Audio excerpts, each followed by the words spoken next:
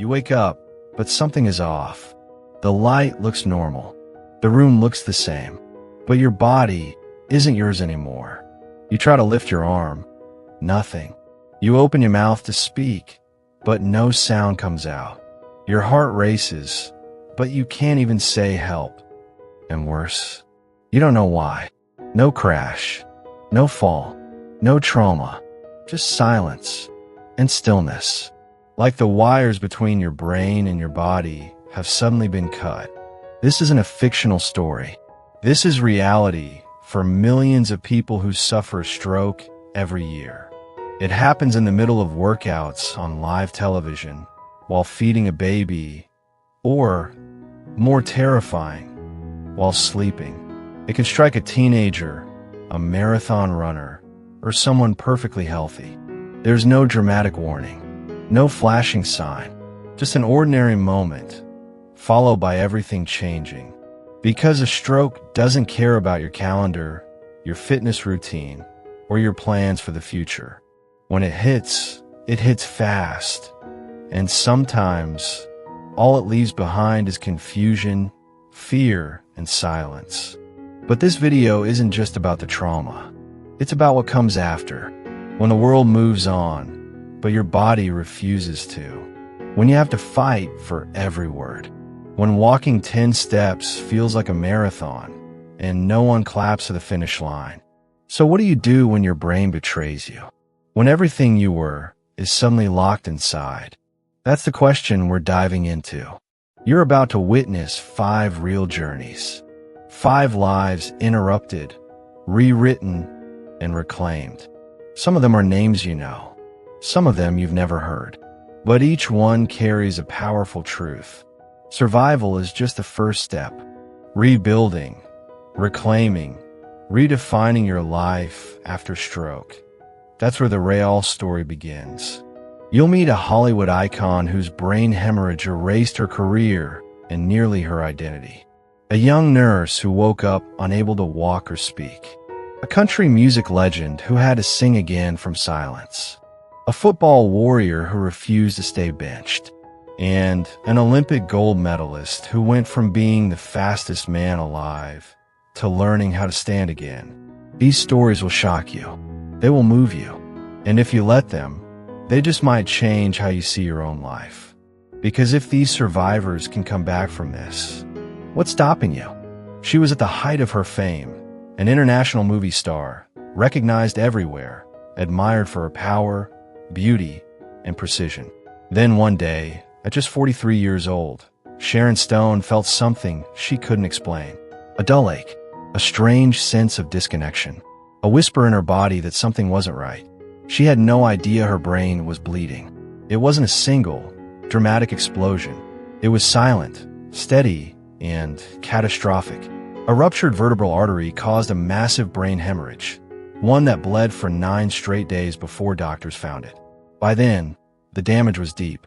The odds of survival? 1%. Imagine this. You're lying in a hospital bed. You can't walk. You can't speak clearly. You've lost control of your bladder. You've lost sensation in half your body, and no one can tell you if you'll ever get it back. Now imagine, you used to be the face on the billboard. Sharon Stone had built her identity on intellect and poise. After the stroke, she couldn't even read. She forgot people's names. Her body moved differently. Her memory betrayed her. And just when she needed support the most, Hollywood stepped away. She lost work. She lost income. She even lost custody of her child during the legal chaos that followed. And yet, she refused to vanish. People treated me like I was invisible, she later said. I had to start all over again, like I'd been born into a completely different life. But here's the turn most people don't expect. Sharon didn't just recover physically. She transformed emotionally. She described the experience as a spiritual awakening. Forced to slow down, she started noticing life again. Trees, music, connection. She rebuilt not just her strength, but her values.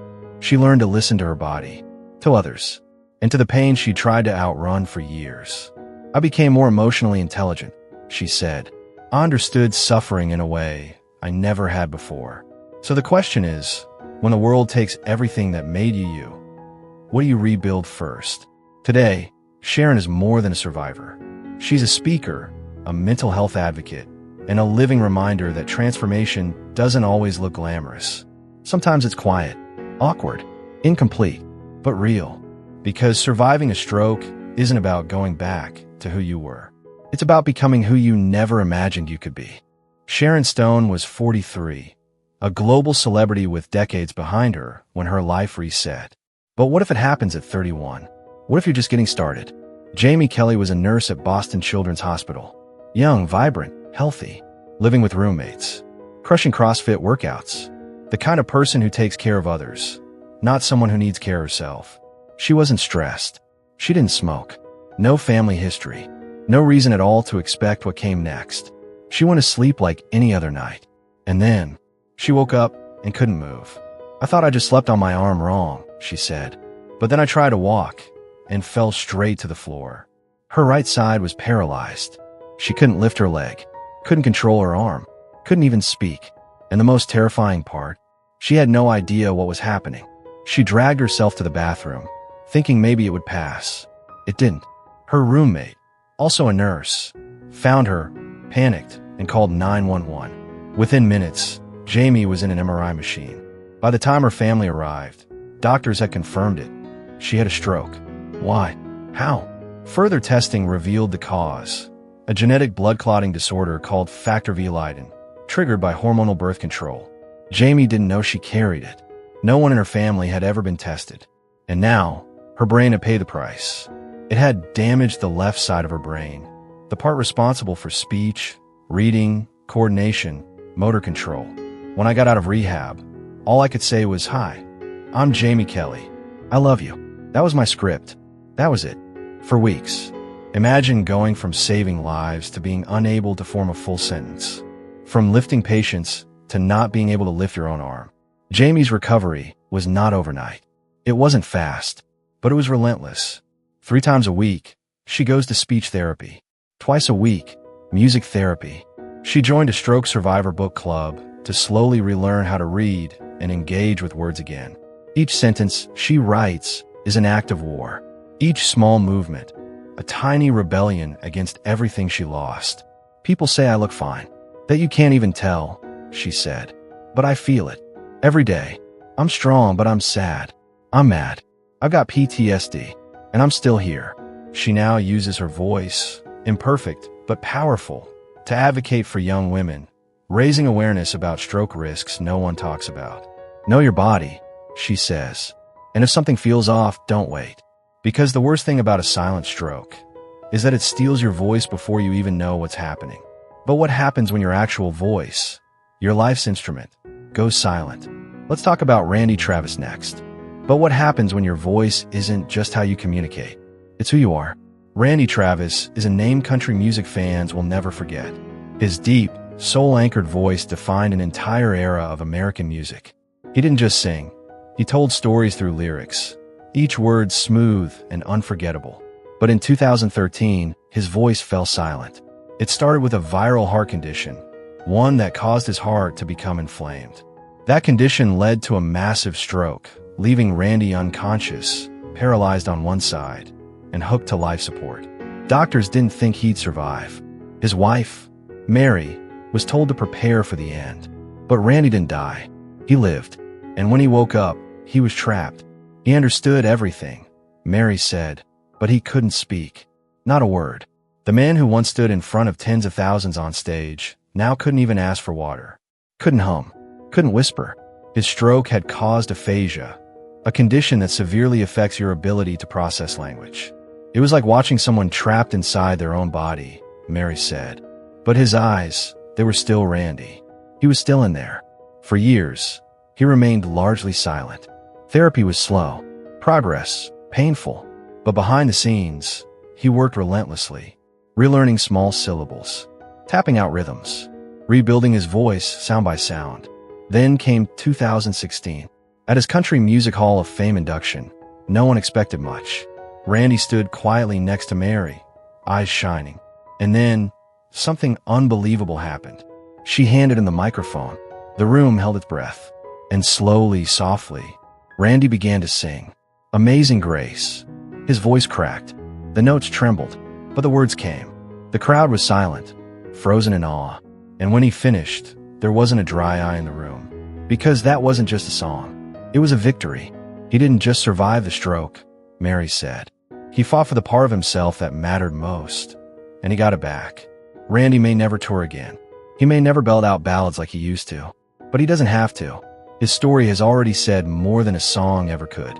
It speaks to the quiet strength of holding on, of staying patient, of trusting that even silence has something left to say. Because when your gift is taken away, do you vanish with it? Or do you find something deeper underneath? Up next is someone who built his life on strength. But when his body failed, his mind had to take over.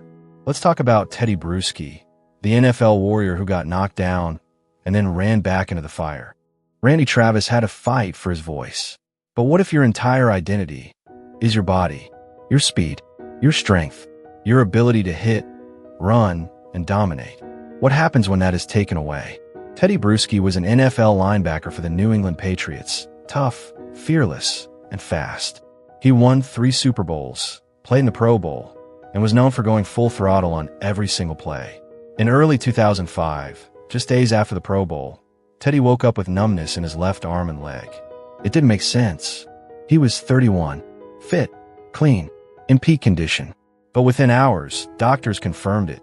Tedy had suffered a stroke caused by a congenital heart defect known as a patent foramen ovale, PFO. A small hole in his heart had allowed a clot to travel to his brain. Suddenly, the man who trained his body like a machine couldn't walk straight, couldn't lift weights, couldn't trust his balance, couldn't even hold his child without fear of falling. He was told to rest, told to be grateful he was alive. But resting was never his game. "I wasn't afraid of playing again," Tedy later said. "I was afraid of not trying." Recovery wasn't linear. Some days he felt strong. Other days, his brain and body felt disconnected, like he was piloting someone else's limbs. He spent weeks in rehab, relearning how to coordinate movements that once came naturally, months trying to restore his strength. He listened to his doctors, but he also listened to his gut. 8 months after his stroke, Tedy Bruschi returned to the NFL. He wasn't handed a symbolic snap or a victory lap. He was put back in the starting lineup. And in his first game back, he recorded 10 tackles. He didn't come back as a shell of himself. He came back as himself. "I wanted my kids to see that sometimes you get knocked down and you get back up." Today, Tedy is retired from football, but he hasn't stopped fighting. He launched Tedy's Team, a nonprofit dedicated to raising stroke awareness and funding research. He speaks across the country, encouraging people to know the signs, trust their instincts, and never give up on their body, even when it gives up on them. Because strength isn't just in the muscle, it's in the mindset. And when one of the world's fastest men was suddenly slowed to a crawl, he had to learn that lesson too. Now let's step into the shoes of Michael Johnson, the Olympic legend who once ran faster than anyone in history, until a stroke forced him to relearn how to walk. Tedy Bruschi faced his comeback on the field. But for Michael Johnson, the track was his kingdom, and speed, his signature. 4-time Olympic gold medalist, world record holder, the man who made sprinting look effortless. Michael wasn't just fast, he was flawless. His upright posture, his golden shoes, his power. He was the athlete other athletes studied. So when, in 2018, he felt tightness in his leg after a workout, he brushed it off. A little soreness, probably nothing. He was retired, still training, still strong. Then his left side began to weaken. His legs stopped cooperating. His arm followed. Within minutes, he collapsed on the floor of his home, unable to stand. He knew something was wrong, but not this wrong. Michael Johnson was having a stroke. At 50 years old, no major risk factors, no warning signs, and now, the fastest man in the world couldn't walk. "I was in shock," he later admitted. "I didn't panic, but I couldn't believe what was happening." The diagnosis was ischemic stroke. The blood flow to part of his brain had been suddenly blocked.